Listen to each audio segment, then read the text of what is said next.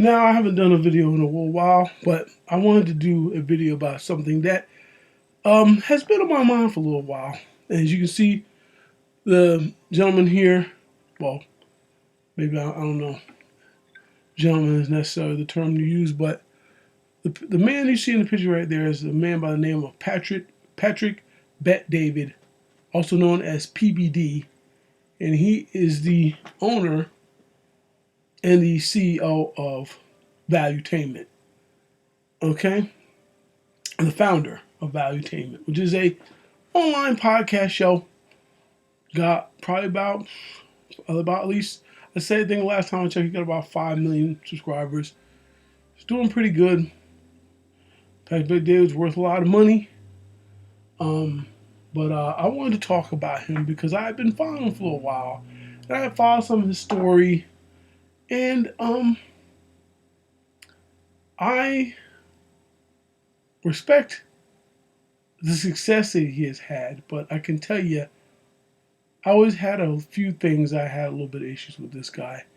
And as of recently, he did something that was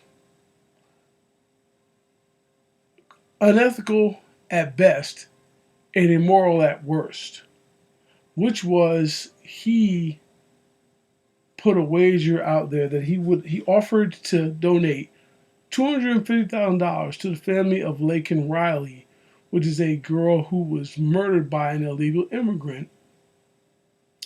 But the condition was he would do it if Ben Shapiro of the Daily Wire and Candace Owens, formerly of the Daily Wire, would have a debate, because there's been conversation about them debating. Matter of fact, Candace Owens actually, I think,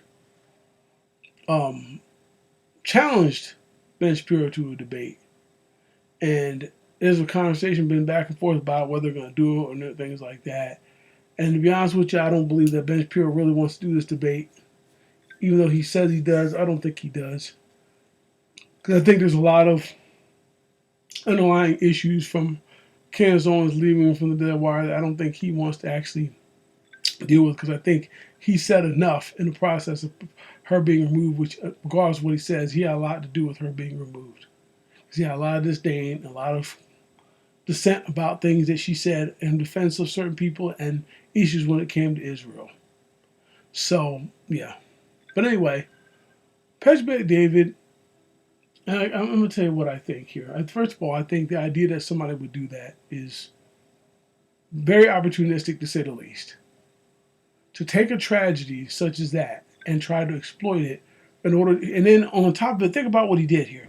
He tried to basically create a situation where he could benefit both ways, which would be to give the Laken Riley family this money to make it seem to be a philanthropic type of charity, and then on top of it, be able to benefit from having these other two figures, Candace Owens and Ben Shapiro, be on his platform by putting them in a position where it was almost like he was trying to almost virtue signal them into having a debate on his platform in order to get him to donate this $250,000, $250,000 to the Laken Riley family, which, if he was really concerned about the tragedy, he would have offered to donate the money and offered it regardless of whether or not Ben Shapiro and Candace Owens offered to do the debate on his platform or not. And this is a guy who claims to be about Christian values and his faith and, not losing favor with God and all these things. But here it is, a man who says, hey, I'll give this family $250,000, not because they deserve it, not because they had a tragedy, not because I'm doing it as a charitable thing. I'm doing it because, in reality, I'm trying to benefit it on the back. I'm benefit on the backside by having all the views of having this debate be done on my platform, which I really think that was kind of disgusting, to be honest with you. Really showed a lot about his character. I've had certain issues with Patrick Bet David, because I kind of feel like, this is a man who's Iranian or Syrian, one of the two, but he's of Arab descent. And, he has a lot of negative things to say about Iran. Matter of fact, just recently he was on being interviewed by Piers Morgan. in regards to the attack that Iran committed against Israel, which was a self-defense. Not it's not opinion. This is a fact. It was basically a self-defense tactic. What Iran did. Why? Because Israel attacked the Iranian embassy in Syria. Okay, which I don't think they ever actually took credit for, but everybody knows it was them. They didn't. And now you have Piers and having Patrick David up here acting like, oh, what kind of strategy was this and all this other stuff. And it's like they just skipped over the fact. And this is the thing. And see, this is my thing. I don't trust people. Listen, I'm not Arab. I'm a foundational Black American man in this country. Okay, and people may say you don't have a dog in this race, but I'm gonna tell you what. I always am very skeptical about people who come from certain cultures or nations and tribes and heritages, and they're willing to basically kind of turn against their own heritage. I have a hard time respecting people like that because I don't feel like people like that can be completely trusted. Because to me, that says that you have the character of someone of who, whatever is going to be the best to your bottom line, or whatever is that your objective is, whatever you value in life, whatever you're willing, however you're able to receive that value, you're willing to basically change God, do whatever you can to get it. And that's almost to me what that says about people like that. It says that they're willing to change gods if it's going to benefit them financially. And I can't say that I know Patrick Bet David personally because I don't. But I just have an issue with somebody who is look. You can have your misgivings about the government, certain things in your culture. Hey, listen, I talk about things in the Black community and issues and things that I have disdain for within the collective black community. There's nothing wrong with that. But I feel, but at the same time, even though I have certain things that I have disdain for, I'm not going to be one to say, well, these people are just sickening.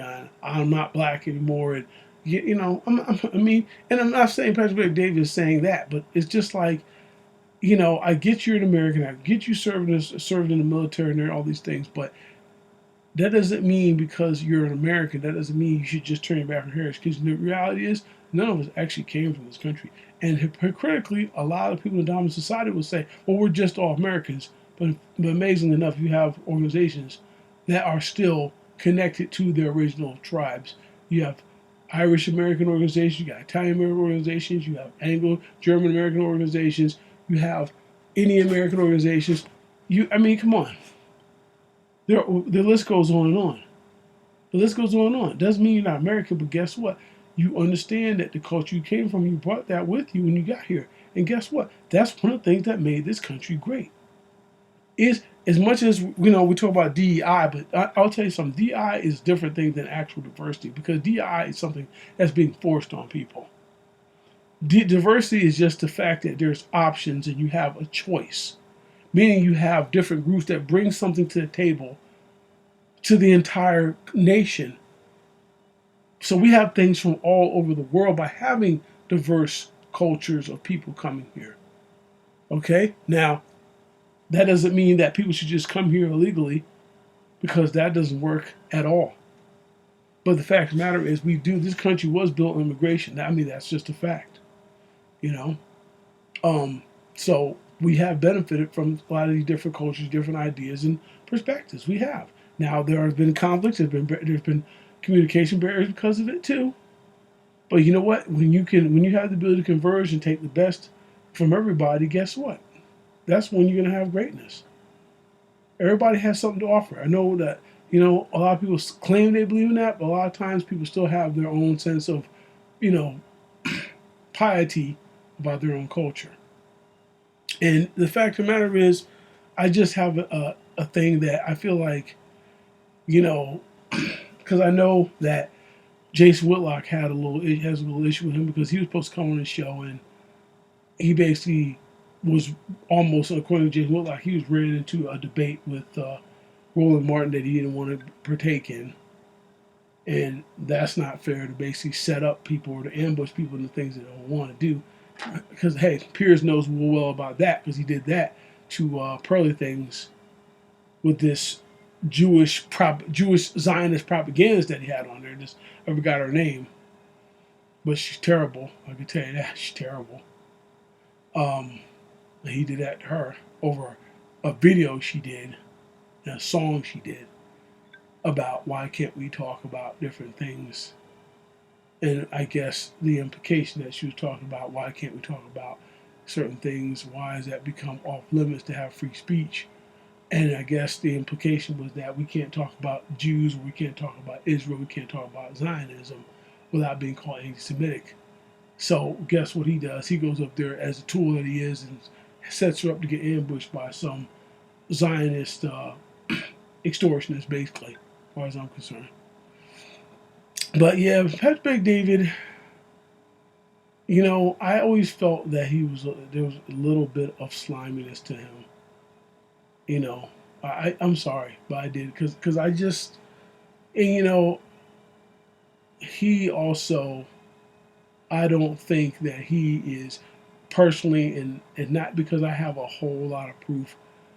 I don't think that Patrick David is really that a big a fan of black people as a whole.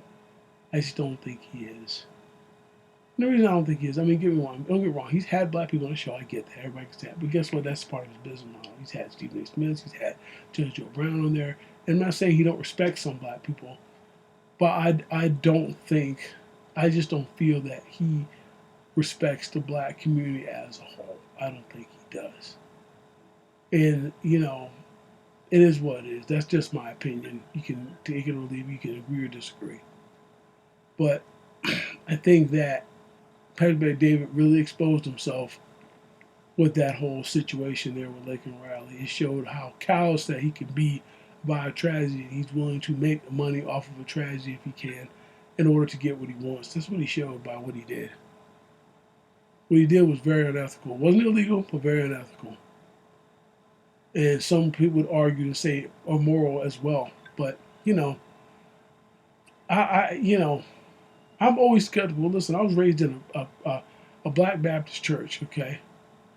And I can tell you, I've been to Bible study and I know quite a bit about the Bible. But, one thing I do know from my experience is a lot of Bible thumping people out here that at the end of the day, the real God they have isn't the one in the Bible. It's resources, it's green, it's power, it's status. At the end of the day, you got plenty of folks that's in Congress that claim to be Catholic, claim to be this, claim to be that. I mean, come on, you got Raphael Warnock, who's a minister, who's up here, supporting abortion rights. Okay? That's not what the church is about. I'm sorry. If anybody wants to be honest with themselves, there's no church that's about abortion.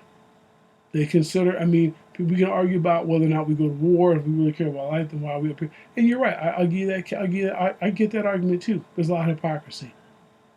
But if we're just talking about abortion strictly, there's no church out there saying we're pro-abortion. Let's just be honest. Okay? And, that's why, you have people. But see, thing is, people will say what they need to say in order to get elected. You know what I mean? Like, because they're in a certain party. Like right now, Donald Trump's getting a lot of criticism about the abortion issue because a lot of these traditional conservatives got an issue about it. Well, see, here's the reality. Donald Trump has enough sense to know that a federal ban on abortion is not a winning issue for Republicans. It's not, especially not with the Gen Zs. We lost a lot of elections in 2022. Okay, Republicans lost a lot of midterm elections because of that issue. So Donald Trump is basically saying, let's leave it to the states to decide. This way, people realize that they're not outlawing it, but they're not going to federalize it either. Because, the truth be told, Roe versus Wade, how it got instituted was on a false premise in the first place. And nobody talks about this, all these liberals, but the reason why Roe versus Wade passed is because you had a white woman claiming she got raped by a black man, and she couldn't get an abortion. The thing is, she admitted she lied. The woman admitted she lied. So if you want to talk about it, there was a racial element to why abortion rights was actually put in the law. But of course, the liberals, they don't talk about that. They don't talk about that, particularly the white liberals. They tell you about you're right and all this stuff, but then we go look at the history of that and also look at the history of Planned Parenthood and Margaret Sanger. Now, you can make the case now that Planned Parenthood is different, but let's understand of the concept of why it was founded in the first place. That can't escape you just because you say, well, they're helping some people now. At the end of the day, Planned Parenthood was founded for the purpose of getting black women to get abortions because Margaret Sanger was a racist eugenicist. It's just a known fact. It's a historical fact. So there's a lot of things that, we like to skip over and things like that and bypass. But yeah, Patrick David, I just, I just feel like somebody, like to me, I don't feel like he has a real strong set of values as he claims. I think he's willing to compromise those values for money, which he's clearly showed here with offering up the money to Lakeland Rise family on a contingency that Ben Shapiro and Candace Owens would feel obliged to partake in because he put him in that position. That's not cool, man. And I think he should donate that money, if he hasn't already, to the Lakeland Rise family since he put it out there, regardless whether Ben Shapiro or Candace Owens do the on the platform or not. Will he do it? That's another story. I kind of doubt it, to be honest with you. I kind of doubt it. I think this is about business to him more than anything else, and him being able to get the edge on the media and doing stuff. I think that's right what it comes down to here. I don't think it has anything to do with religion or what's right or not. I think it's about how he can increase his bottom line, how he can increase his platform, how he can grow his business. That's the bottom line. And that's not to say that it wouldn't be a good platform to have a debate. It probably would be, but it's just the fact is that's not how you do things. I mean, if he doesn't care how he looks, that's fine. But I feel that I'm sure he does. But he wasn't thinking that he. I don't know if to say it wasn't well thought out, or he felt like he had a strategy that was going to work. Well, it doesn't appear that it did. But yeah, that's what they say: beware wolves in sheep's clothing. That's one thing you gotta realize. A lot of people that gain wealth, they do. Not saying they don't work hard, but believe me, a lot of times there's more to them working hard than to get the kind of wealth. When you get up to, see what you gotta look at, people. In order to get up to a certain amount of wealth, especially in a short period of time, you gotta kind of be willing to cut some throats, man. Proverbially, at least. And you got to be willing to do deals with the devil practically to get in that position, or demons of sorts, human demons of sorts, to get in those spaces. You got to make some deals maybe with some of the not the most savory characters in the world. So, then again, that what goes back to what you feel is your religion, your God. And the question you always ask yourself is, do you think that your God would want you to do these deals with these people? Now, I understand business is business, but, you still got to look at yourself in the mirror and ask yourself who your God really is. Is your God really a God? Because guess what? Let's just be real, people. Success cannot just be purely measured by how much money you have. Balance. You have to have a life of balance. A lot of times these people have all this money, they pretty much give up all their time. They don't spend time with their family. They don't spend time with their wives. They are committed to their jobs or their careers or their business more than they are anything else. To be able to be that competitive, to be in that position, they got to constantly be on the go, constantly be in the face of the competition in order to do that. And guess what? That means you have to sacrifice them. You have to say, well, guess what?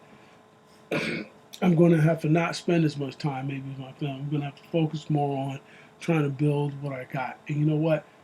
Sometimes that sacrifice ends up being grave to you in the long run when you get older. When you have kids that may end up becoming drug addicts and then overdosing and dying. You've had plenty of celebrities that had that problem. Look at somebody like Bill Cosby. Bill Cosby has had at least one or a couple of his kids die from either some problem they had. One, I think, sure died of an overdose. And I get it. He's an old man, things like that. But, you know, sometimes you got to ask yourself what you're willing to give up to gain a certain amount. What are you actually gaining? Is it enough? Is being able to have more zeros, okay, in your bank account is that going to basically get you? Is that going to be your salvation? Because it won't.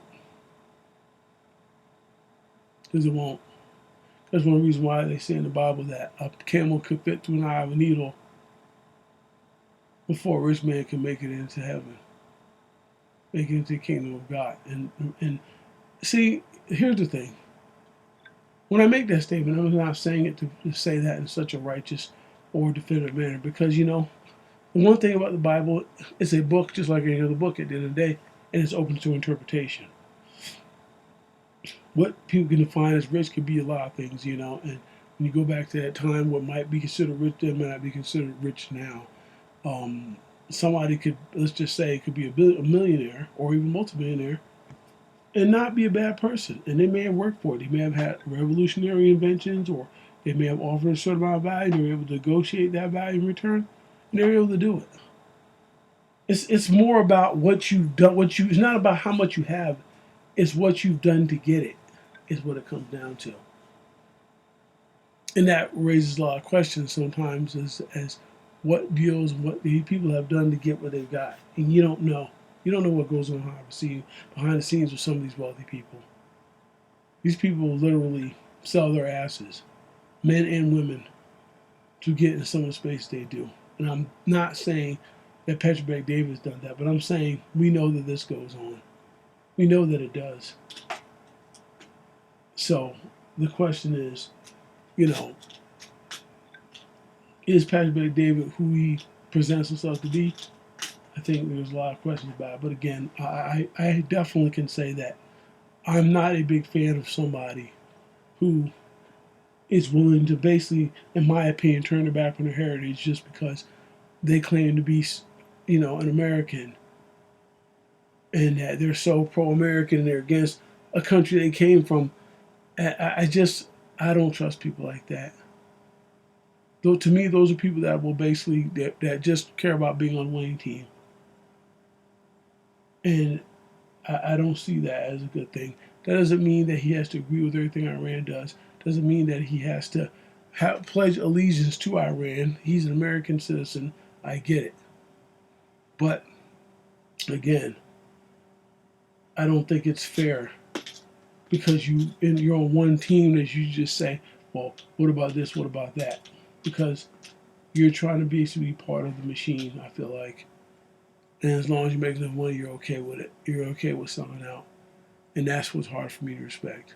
Make your money, but a lot of these folks think that people should admire and look up to them. But when they don't, they get infuriated. And the reason why they get infuriated is because when it breaks down to when you figure out what they did with you, you may not respect it. And they're like, how dare you not respect me? Look at everything I've acquired. Look at everything I've done.